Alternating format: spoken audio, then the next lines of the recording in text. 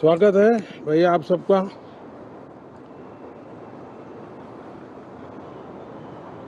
Monsoon का भी कुछ लाभ नजर आ रहा है और मॉनसून सत्र भी प्रारंभ हो रहा है। मॉनसून हो या मॉनसून सत्र, अगर दोनों प्रोएक्टिव हो तो बहुत ही प्रोडक्टिव होते हैं।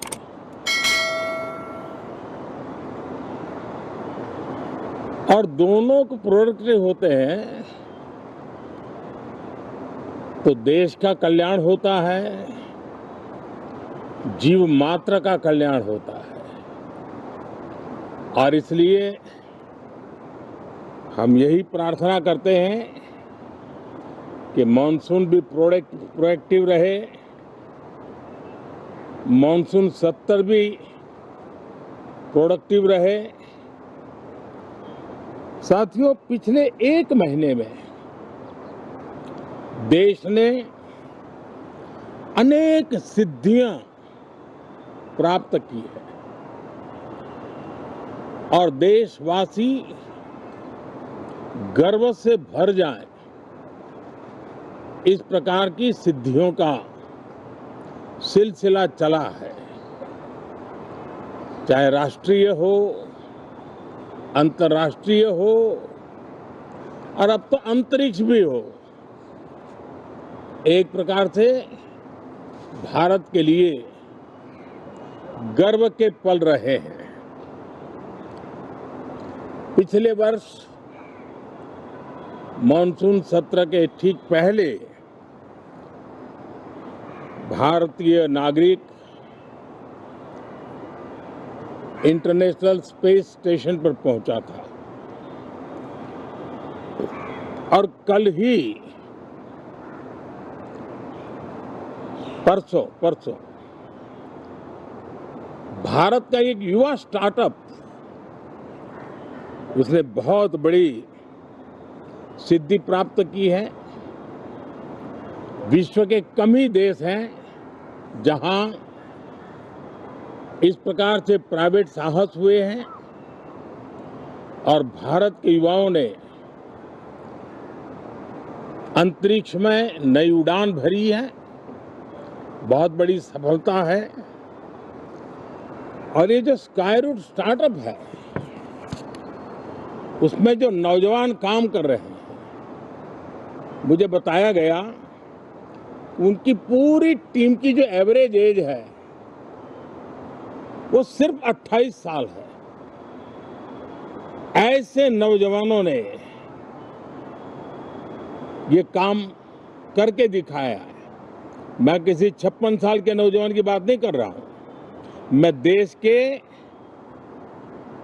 ये स्टार्टअप ने 28 के एवरेज वाले नौजवानों ने अंतरिक्ष में भारत का झंडा गाड़ दिया है। उनको तो बधाई है ही है, लेकिन ऐसी बातें जो हैं जो भारत को आत्मविश्वास से भर देती है। विश्व में भारत का प्रोफाइल सर्वमान्य, सर्वस्वीकृत बनता जाता है। साथियों, ये संयोग नहीं, ये एक संदेश है और बड़ा मजबूत संदेश है कि हमारे देश के युवाओं की क्षमता और उनकी आकांक्षा अंतरिक्ष जितनी असीम है, इससे बड़ा संदेश देश के लिए कोई और प्रेरणा नहीं दे सकता है। साथियों, जो रिफॉर्म एक्सप्रेस पर सवार होकर के आज देश चल पड़ा है, उसी का नतीजा है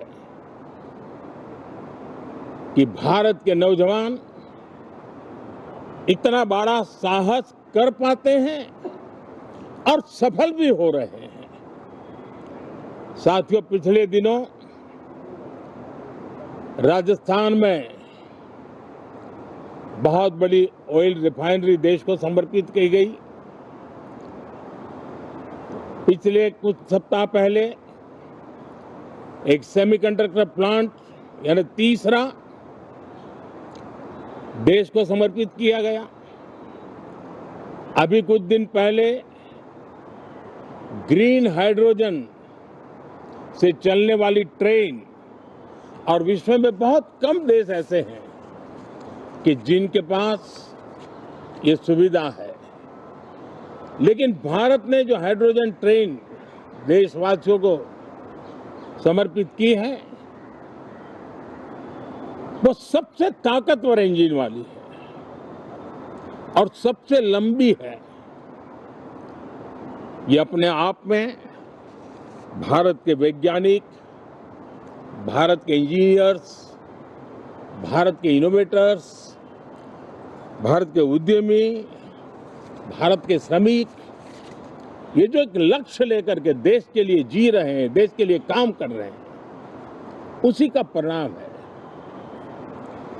साथियों, हम भली भांति जानते हैं और पूरी दुनिया चिंतित भी है, लगातार कहीं न कहीं युद्ध की स्थितियां बनती रही है। पश्चिम एशिया के युद्ध के कारण भारत जैसे देश जो एनर्जी के लिए औरों पर डिपेंडेंट है, उनके लिए ये पश्चिम एशिया का युद्ध एक बहुत ही बड़ा संकट का कारण रहा। Petrol, diesel, LPG, fertiliser, chemicals, यानी हर विषय में अनेक बाधाएं, अनेक संकट आए। उसके बावजूद भी भारत 7.7% के ग्रोथ से दुनिया की मेजर इकोनॉमी में सबसे तेज गति से आगे बढ़ने वाला देश बन के रहा। ये भारत के सामर्थ्य का परिचायक है। भारत किस प्रकार से उत्साह और उमंग के साथ नई ऊंचाइयों को पार करना चाहता है, उसकी इसमें एक झलक है। और ऐसे में जब ये मॉनसून सत्र आरंभ हो रहा है, देश ने स्पीड पकड़ ली है और संसद का स्पिरिट उस स्पीड में नई ऊर्जा भर सकता है। सकारात्मक स्पिरिट राष्ट्र के लक्ष्यों को प्राप्त करने के लिए बहुत आवश्यक होता है। हमारे सदन में बहुत अनुभवी सांसद भी है, दल उनका कोई भी हो, लेकिन उनके पास एक लंबा अनुभव है। ऐसे समय में उनके अनुभव की, उनके ज्ञान की संसद को भी जरूरत है, देश को भी जरूरत है। और इसके लिए संसद का चलना, सार्थक चर्चा होना, मिलजुल करके देश को आगे ले जाने के संकल्प लेना, ये मैं समझता हूं कि बहुत ही समय की मांग है। एस्पिरेशन से भरे हुए देश के युवाओं की मांग है कि हम आगे बढ़े। आज समय की मांग है कि राष्ट्र निष्ठा से भरे हुए, राष्ट्र भक्ति के लिए जी रहे आवाज को सदन में उचित मंच मिलता रहे, वे अपनी आवाज को बुलंद करे, देश को दिशा दे। और इसलिए मैं आशा करता हूं और मुझे पक्का विश्वास है, जहां तथ्य होते हैं, जहां तर्क होते हैं, वहां तूफान के लिए जगह नहीं होती है। अगर तर्क मजबूत है, तथ्य मजबूत है, तो शांत चित्त से भी अपनी आवाज को बुलंद बनाया जा सकता है। मैं आशा करता हूं तर्क और तथ्य के साथ सदन की चर्चा को समृद्ध किया जाए, हर आवाज को अवसर मिले,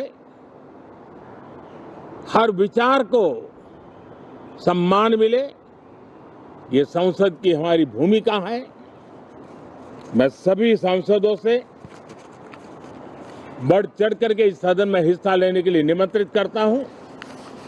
आज सुबह स्पीकर महोदय जी ने भी सोशल मीडिया के माध्यम से देश के सांसदों का स्वागत करने के अपने भाव को व्यक्त किया है। मैं भी उसमें अपना स्वर मिलाता हूं। आप सबका बहुत बहुत धन्यवाद।